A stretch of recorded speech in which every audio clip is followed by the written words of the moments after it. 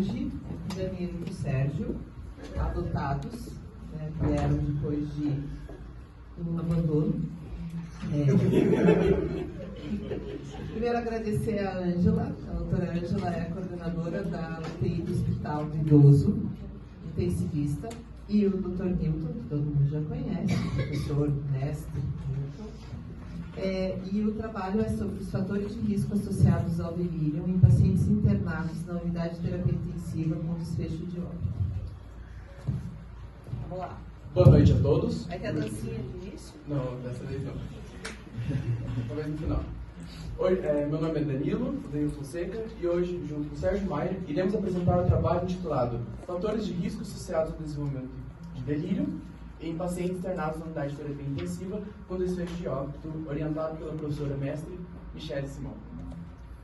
Bem, o delírio é uma síndrome clínica caracterizada por um distúrbio neuropsiquiátrico onde há alterações da cognição, percepção e consciência.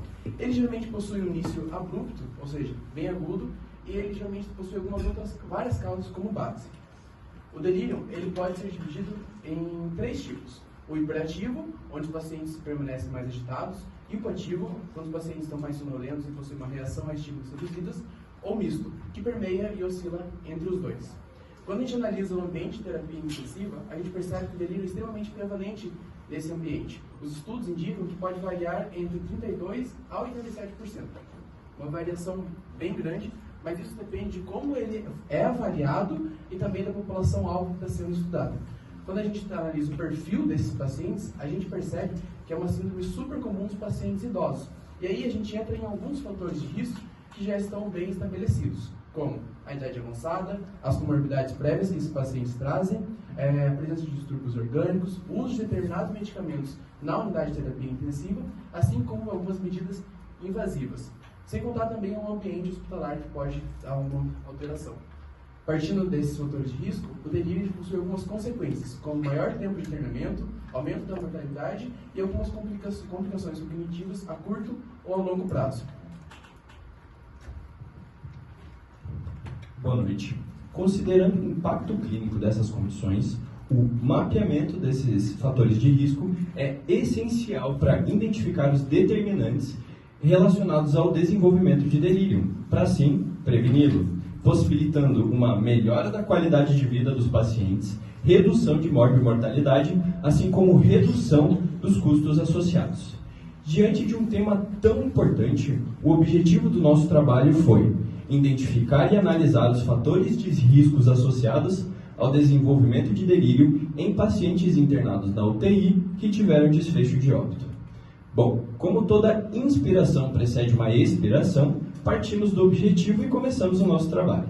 Então fizemos um estudo retrospectivo através da análise de prontuários de pacientes que foram internados no Hospital Municipal do Idoso, Zilda Arns, entre o começo de 2022 até o final de 2023. Nossa pesquisa foi aprovada no Comitê de Ética Local, sem necessidade do consentimento informado. Pensando agora no perfil dos pacientes que nós analisamos, nós incluímos pacientes que foram a óbito na UTI e que tiveram delírio do tipo hiperativo, sem critérios de exclusão para esses termos. Nós analisamos os prontuários a partir da plataforma Philips Stasi e para o nosso estudo ter uma estatística relevante, nós calculamos que precisaríamos analisar no mínimo 162 prontuários. Para fazer a coleta dos dados, a gente elaborou um instrumento de pesquisa contendo diversas variáveis, que aqui dividimos em 3 grupos. Primeiramente, para a gente entender o perfil desses pacientes e os antecedentes clínicos, a gente coletou idade, sexo, doenças crônicas relacionadas que esse paciente já tinham, hipertensão, diabetes, epidemia, alterações neurológicas e psiquiátricas, e também o motivo do internamento na UTI, se era um internamento por razões clínicas ou cirúrgicas, assim como o respectivo e definitivo CID. Também analisamos as intervenções realizadas no internamento, como os medicamentos utilizados, benzodiazepínicos, opioides, anticolinérgicos e esteroides. E também os procedimentos invasivos, sonda nasogeral, sonda vesical, ventilação mecânica e acesso venoso central. E, por fim, o nosso terceiro aqui, algumas variáveis temporais que foi essencial para o nosso estudo. O tempo na UTI, o tempo de internamento total, o tempo entre procedimentos invasivos e delírio e o tempo entre o delírio e o desfecho de óbito. Bem, para a gente fazer a análise desses dados, a gente usou 3 etapas sequenciais. Inicialmente, fizemos uma caracterização da amostra por meio de uma análise descritiva, utilizando o software R versão 4.3.3, onde analisamos medidas de tendência central e dispersão. Depois, realizamos uma análise comparativa para analisar o impacto dos múltiplos delírios, separando grupos entre delírio único, quando o paciente só teve um delírio, ou quando teve múltiplos delírios. Por isso, a gente usou o teste Q² de Pearson ou do teste exato de Fisher, dependendo da distribuição de dados. E, por fim, para analisar e estimar a função de sobrevivência, fizemos o estudo de Kaplan-Meier e aplicamos o teste Log Ranking para avaliar se havia diferenças significativas entre as curvas. E agora iniciaremos, após aplicar a metodologia, iniciaremos os resultados e a discussão, que vamos apresentar junto para ficar mais didática a nossa apresentação. Então, após a coleta e análise dos prontuários, chegamos ao total de 264 prontuários, sem a mais do que estava previsto pelo cálculo amostral, o que foi um bom sinal. O perfil do nosso paciente não houve muita diferença entre o gênero feminino e masculino, e também foi paciente essencialmente clínicos, sendo apenas 5% internados por motivo cirúrgico. Quando a gente analisa a distribuição de idade dos nossos pacientes, sendo aqui colocados no nosso gráfico, a gente percebeu que a média foi de 72,23 anos, sendo que mais de 75% dos pacientes são idosos, o que faz jus ao local da pesquisa. Segundo a literatura, pacientes com mais de 65 anos, eles possuem um risco aumentado para complicações na UTI, incluindo o desenvolvimento de delírio. Isso principalmente quando a gente exclui algumas comorbidades e a própria doença que causa um agravamento. Ou seja, a idade por si só é um fator de risco independente para o desenvolvimento de delírio.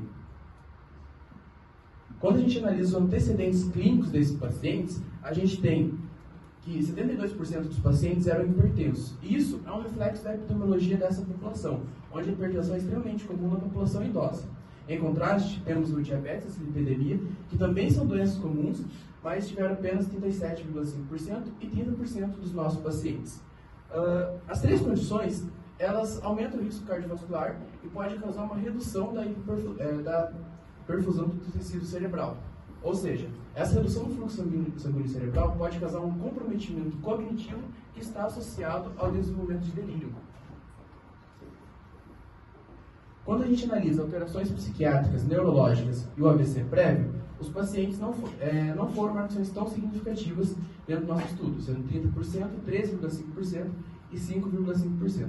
Apesar de ter uma correlação com o desenvolvimento de delírio bem estabelecida, elas não se mostraram tão importantes dentro da etiologia do nosso estudo, sendo que outros fatores podem ter sido mais importantes para esse impacto.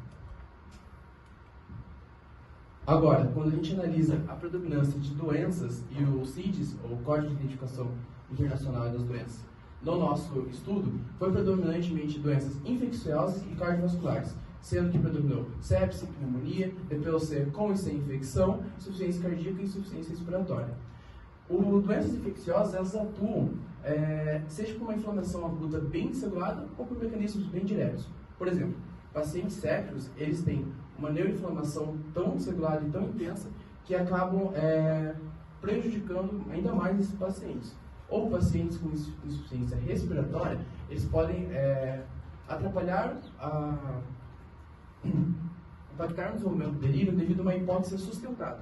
Já pacientes com insuficiência cardiovascular, a hiperperfusão do tecido cerebral colabora mais uma vez aqui e possui mecanismos que interferem na gênese do delírio. Ou seja, todas essas múltiplas agressões fisiológicas desses pacientes críticos e graves revelam uma íntima relação entre as doenças infecciosas cardiovasculares com o desenvolvimento do delírio. Agora, quando a gente analisa as intervenções realizadas na UTI, dentro das medicações, o benzodiazepínico ele apresentou em 74,20% dos pacientes. Tanto na literatura quanto no nosso estudo, o midazolam foi um dos que mais foi utilizado. Embora ele tenha um propósito sedativo, esse propósito não colabora com o quadro geral do paciente e está bem relacionado com o desenvolvimento de delírio, não sendo bom sinal. Já os anticolinérgicos eles foram encontrados em apenas 17,8% dos pacientes. Os anticolinérgicos eles atuam no sistema nervoso central, provocando uma resposta imune ainda mais acentuada. Porém, dentro desses pacientes, devido às doenças graves e o avanço da idade, existem outros fatores que impactam muito mais do que essa carga colinérgica nos pacientes. Então, a gente acredita que, apesar do uso do medicamento, em poucos deles, existem outras medicações e outros fatores dentro do nosso estudo que impactaram ainda mais no desenvolvimento do delírio. Já em relação aos esteroides e os opioides, que apresentaram números mais significativos que os anticolinérgicos, a gente irá aprofundar e falar um pouco mais daqui a pouco. Quando a gente analisa os procedimentos invasivos realizados na UTI, tem um dado muito interessante que a variável tempo mostrou para nós.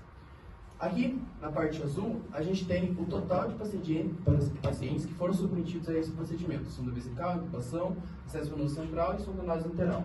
Já em vermelho, marrom, laranja, a gente tem os números de pacientes que tiveram delírio após o uso do procedimento. Ou seja, foi realizada uma medida invasiva e desenvolveram o delírio após. Então, o que a gente analisa? Que muitas dessas medidas invasivas estão bem relacionadas a infecções que atuam diretamente com o delírio, ou acabam deixando o paciente por muito tempo sedado, ou maior imobilização, ou atrapalhando na fala, que altera a comunicação e a percepção durante o internamento, e tudo isso vai influenciar e impactar diretamente no desenvolvimento do delírio. Isso leva a gente a pensar se realmente a necessidade de avaliar constantemente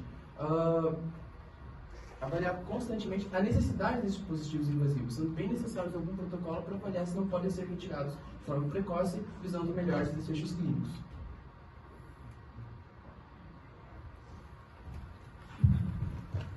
Agora vamos analisar as variáveis relacionadas com o tempo.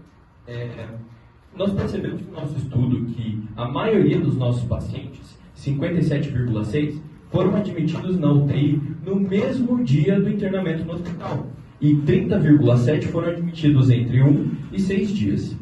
Isso corrobora com a literatura que traz que uma admissão precoce na UTI normalmente está associada a piores desfechos clínicos, piores quadros clínicos. E esses quadros clínicos piores podem desenvolver um episódio de delírio.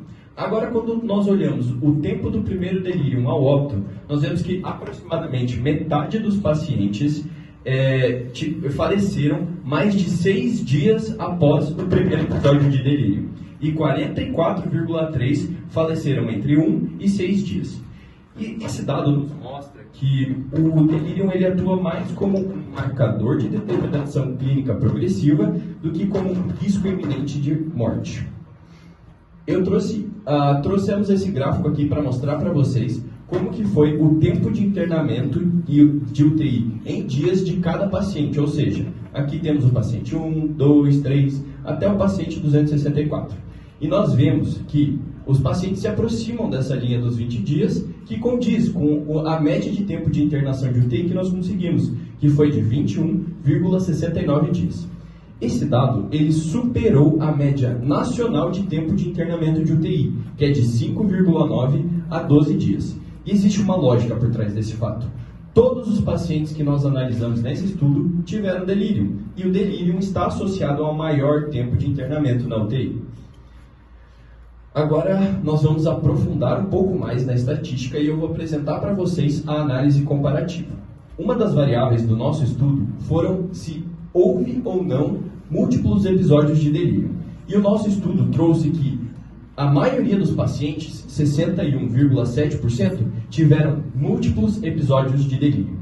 A literatura traz diversos fatores que estão associados à recorrência do delírio, como o próprio delírio na admissão da UTI, a exposição exclusiva à luz artificial nas salas, assim como o autocuidado de enfermagem. Tá, antes da gente continuar falando dos múltiplos delírios e o delírio único, eu preciso fazer uma pausa aqui para explicar para vocês como que funcionou a nossa análise estatística. Nós utilizamos o estimador não paramétrico de Kaplan-Meier, que é uma ferramenta que estima a função de sobrevivência. Ou seja, ele diz o quanto cada variável influenciou na sobrevida de cada paciente. Nós aplicamos o Kaplan-Meier e comparamos o tempo de sobrevida dos pacientes que tiveram múltiplos delírios e delírios únicos. Depois usamos o teste de log rank para avaliar se nossas variáveis tinham que apresentavam múltiplos delírios. Entretanto, quando a gente olha exclusivamente para o bloco diabetes, nós vemos que não existe uma diferença significativa entre os pacientes que tiveram delírio único e os pacientes que tiveram múltiplos delírios. Isso significa que, no nosso estudo, a diabetes não impactou diretamente na ocorrência de múltiplos delírios. O que não acontece nas medicações, em que nós vemos aqui, em que pacientes que utilizaram a medicação tiveram um aumento relativo do número de pacientes que tiveram múltiplos delírios. Isso significa que os pacientes que utilizaram essas medicações tiveram mais chance de desenvolver a recorrência de delírio. Ainda nessas variáveis, nós aplicamos o teste de Kaplan-Meier nessas 3 variáveis que tiveram relevância significativa em 3 momentos diferentes. Nós aplicamos no tempo de internação até o óbito do paciente, o tempo de UTI até o primeiro delírio e o tempo do primeiro delírio até o óbito.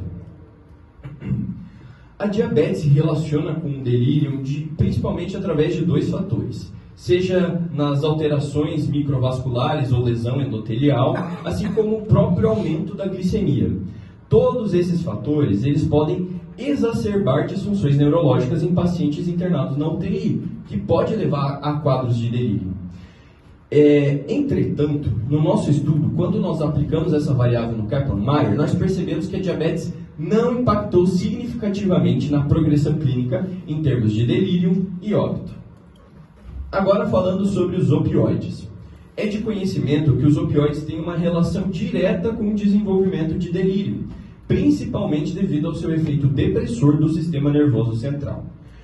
Quando aplicamos o Kaplan-Meier nos opioides, nós vimos que os pacientes que usaram essa medicação tiveram uma sobrevida maior do que os pacientes que não utilizaram, como podemos ver aqui no gráfico 1 e no gráfico 3. Além disso, os pacientes que usaram os opioides tiveram um atraso no primeiro episódio de delírio, como podemos ver aqui no gráfico 2. Mesmo que exista uma relação direta do uso de opioides com delírio, o fator dor tem mais impacto clinicamente, porque pacientes que apresentam dor severa têm 3 vezes mais chance de desenvolver delírio. Então, por conclusão dos opioides, nós tiveram um maior tempo de sobrevida nos 2 cenários, representados aqui pelo 1 e o 3. Bom, lembra que eu comentei com vocês que a reflexão do porquê os pacientes com múltiplos delírios sobrevivem mais, e esse momento chegou. Eu vou explicar para vocês agora. Eu trouxe para vocês esse gráfico aqui, que fala que pacientes que usaram essa medicação, pacientes que utilizaram essa medicação tiveram um aumento relativo no número de múltiplos episódios de delírio. Ou seja, pacientes que usaram isso tiveram mais múltiplos delírios. E também, pacientes que usaram a medicação tiveram um aumento no tempo de sobrevida. Voltando para esse gráfico aqui, que mostra que os pacientes com múltiplos delírios viveram mais, nós podemos entender que esses pacientes viveram mais às custas dessas medicações que causam os múltiplos delírios. E por fim, para concluir, temos que pacientes idosos, muito presente no nosso estudo, muitas vezes eles já trazem os fatores de risco consigo, principalmente por possuírem múltiplas comorbidades. Assim é necessário reforçar o controle dessas comorbidades para prevenir eventos como o delírio. A diversidade diagnóstica dos CIDs que sugerem que o delírio na UTI reflete a soma de múltiplas agressões fisiológicas, tendo uma íntima relação com infecções. Nosso trabalho, o uso de opioides e esteroides estiveram relacionados com o atraso do desenvolvimento de delírio. E isso mostra uma necessidade de avaliar criteriosamente os medicamentos que estão sendo utilizados na UTI, principalmente considerando o tipo do medicamento, a dose e a individualidade de cada paciente. Principalmente quando a gente encontrou que os opioides podem atuar como fator de protetor por interferir na dor que o paciente está sentindo. Além disso, é necessário uma avaliação contínua dos dispositivos invasivos dos pacientes, porque é necessário de implementar protocolos que visem retirar essas medidas invasivas de forma precoce, quando clinicamente possível, para melhorar os desfechos clínicos dos pacientes. Também acreditamos que deve ser incentivado o uso de protocolos que visem avaliar regularmente se o paciente possui delírio ou não, como o CARE-ICU, visando uma detecção precoce e o manejo do próprio, principalmente o que pode ser utilizado desses pacientes. Por fim, aqui estão as nossas referências Estamos à disposição para eventuais dúvidas. E muito obrigado.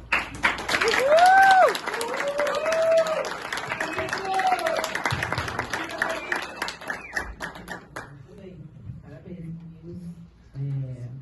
Muito bem. Primeiro, passar a palavra então para a doutora Ângela, nossa banca externa. Boa noite a todos. Eu agradeço primeiro o convite.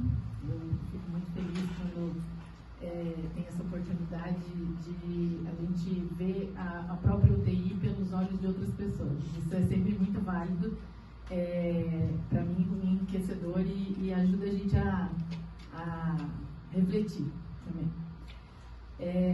Eu queria dar uns parabéns para vocês, a apresentação foi excelente, vocês falam muito bem. Eu já imaginava isso depois que eu vi o vídeo de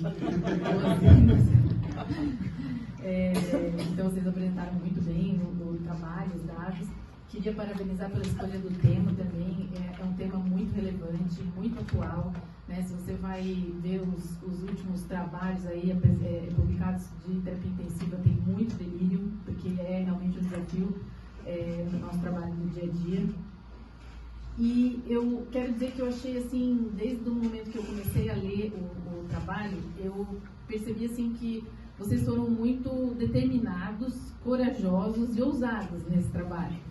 Eu acho que vocês se apropriaram de um tanto de variáveis e situações diversas para discutir, que assim, vocês não ficaram apreensivos com nada, se jogaram, e isso é bem interessante, é muito válido, tem muito valor, mas eu acredito que às vezes pode dificultar um pouco a situação para vocês, principalmente porque vocês estão falando de um assunto que vocês provavelmente estudaram muito, leram muito, isso é claro, fica claro, mas vocês não têm a vivência do dia a dia e às vezes vocês podem cair em algumas armadilhas, assim, e eu entendi que talvez o meu papel aqui seja ajudar vocês a identificarem isso, porque eu acredito que depois, junto com a ajuda da Michelle, vocês podem colocar isso no trabalho que vai deixar claro para quem está lendo que vocês não caíram nessas armadilhas, que vocês entendem que pode existir uma outra forma de interpretar os dados.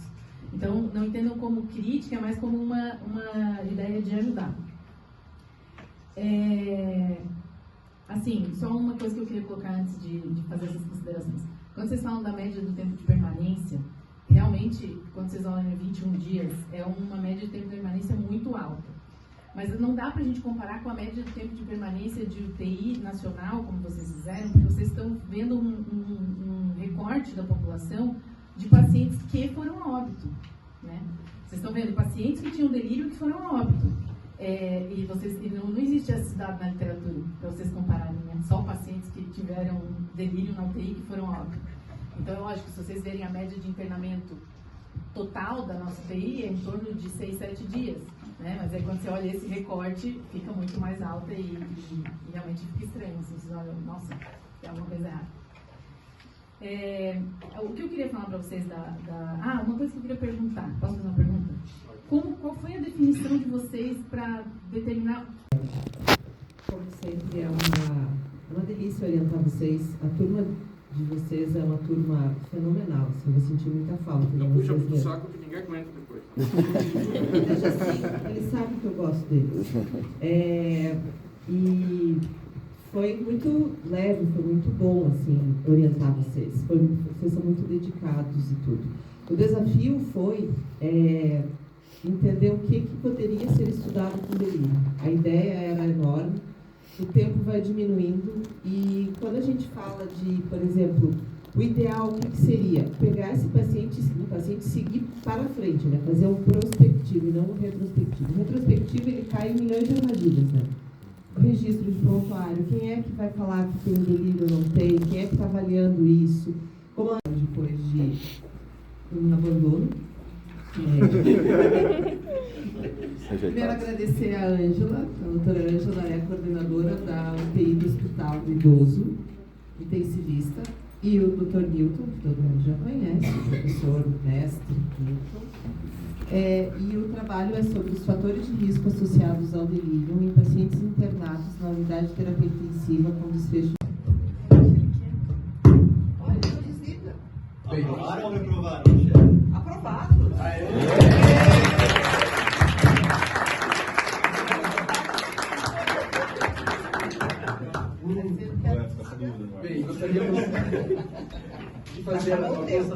agradecimentos, rapidamente. Primeiramente a Deus por iluminar nosso caminho e ter dado um toque bem especial nesse processo. Aos nossos pais, pelo amor incondicional, pelos ensinamentos para toda a vida e por sempre acreditar em nós. Sem o apoio de vocês, este sonho não seria possível. A Raia e a Emily, companheiros dessa caminhada, agradecemos pela paciência e incentivo constante, por nos lembrar diariamente do valor de persistir com o coração tranquilo. Aos amigos e familiares, aqui presentes ou de forma online, que caminharam conosco nessa etapa, dividindo rios, angústias e apoio mútuo. Cada momento compartilhado nos últimos anos fizeram uma trajetória mais leve e significativa. Um sincero e grato muito obrigado à banca aqui presente, doutora Ângela e Dr. Nilton, pelas ponderações que enriquecem nosso trabalho, pelo tempo disponibilizado e por estarem aqui nessa noite bem típica do inverno curitibano e por lerem muitas páginas. E a nossa orientadora, Prof. Mi. Vai faltar tempo e palavras para demonstrar nossa tamanha gratidão a ti. Sem vocês, o trabalho não teria sido possível. Obrigado por nos adotar no meio do caminho, pela disponibilidade, pela paciência e dedicação ao longo deste trabalho. Sua orientação e confiança foi essencial para a construção desse projeto que, muitas vezes, diante do nosso desespero e medos,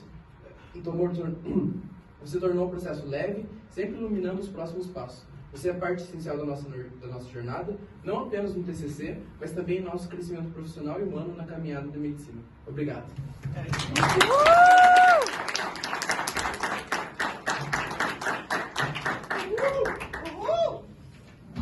Sem o apoio de vocês, este sonho não seria possível. A Raia e a Emily, companheiros dessa caminhada, agradecemos pela paciência e incentivo constante, por nos lembrar diariamente do valor de persistir com o coração tranquilo. Aos amigos e familiares, aqui presentes ou de forma online, que caminharam conosco nessa etapa, dividindo rios, angústias e apoio mútuo. Cada momento compartilhado nos últimos anos fizeram uma trajetória mais leve e significativa. Um sincero e grato muito obrigado à banca aqui presente, doutora Ângela e Dr. Nilton, pelas ponderações que enriquecem nosso trabalho, pelo tempo disponibilizado por estarem aqui nessa noite bem típica do inverno curitibano, por lerem muitas páginas. E a nossa orientadora, Prof. Mi. Vai faltar tempo e palavras para demonstrar nossa tamanha gratidão a ti. Sem você, esse trabalho não teria sido possível. Obrigado por nos adotar no meio do caminho, pela disponibilidade, pela paciência e dedicação ao longo deste trabalho. Sua orientação e confiança foi essencial para a construção desse projeto que, muitas vezes, diante do nosso desespero e medos,